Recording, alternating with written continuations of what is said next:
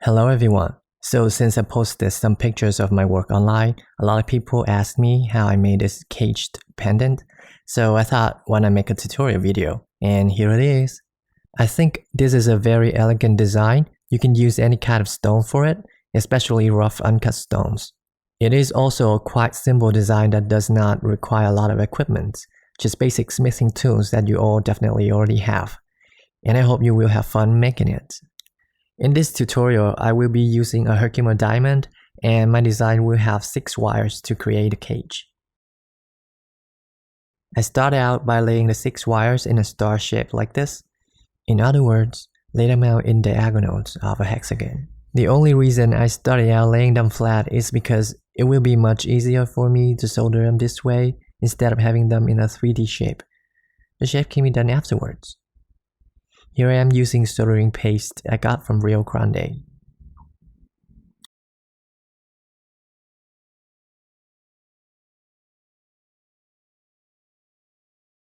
Next, I create a small silver ball for my scrap wires and place it on top. This will help hiding the hole in the middle and connects the wires even better. Of course, I'm gonna have to solder it in place. Now flip it over, add some soldering paste and solder the bottom a little bit more just because I'm insecure. Better be safe than sorry.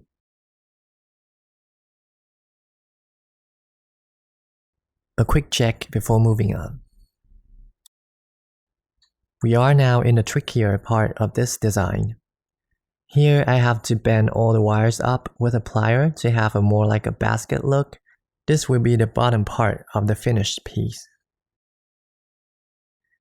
You're gonna have to be really patient with this step. Bend the wires one by one and make sure that they are bended evenly.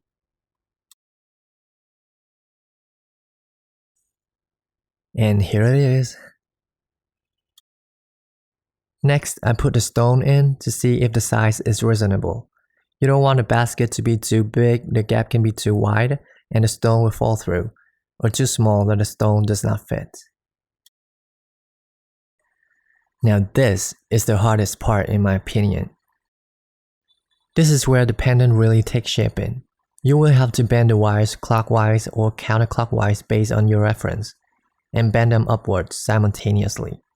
Bend it to your desired shape, even if you want it to be shorter, choppy, or a slender look. Take your time, stop once in a while to have an overall look. Are the wires spaced evenly? Are the curves smooth enough for you? Does it have the shape that you like? And adjust accordingly.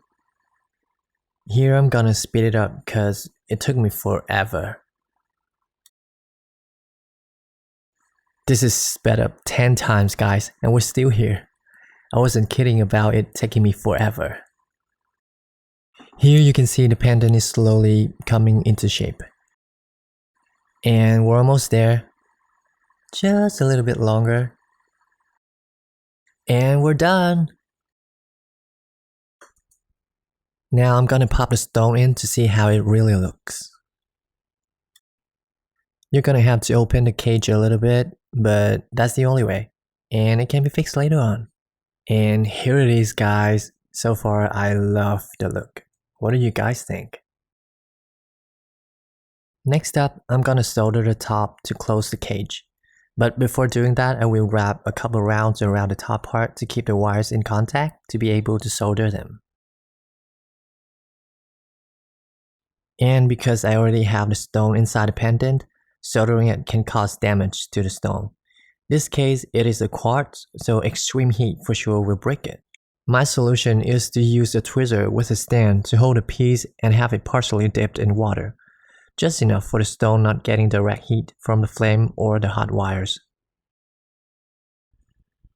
Here I am applying more soldering paste on top and put another silver ball I'm about to solder in, looking around to make sure that the ball is in place. Now this soldering part can take really long because all the heat from the flame will be transferred to the water before it can actually melt the silver. The silver ball on top here serves the same purpose as the one on the bottom, to cover up the hole, secure the wires, and is a decorative element. Here I add more soldering paste to fill up any gap and have a smoother transition from the ball to the wires. Next, I bend a piece of wire into an open drum ring. Hold it on top with another tweezer. Then I solder this drum ring onto the piece. Notice that until this point, I still have my piece dipped in water. And bam! Here's the piece.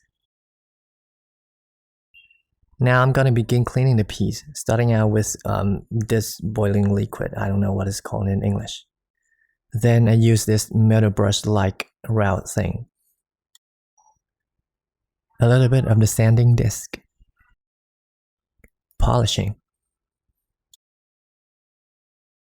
And finally, ultrasonic washing.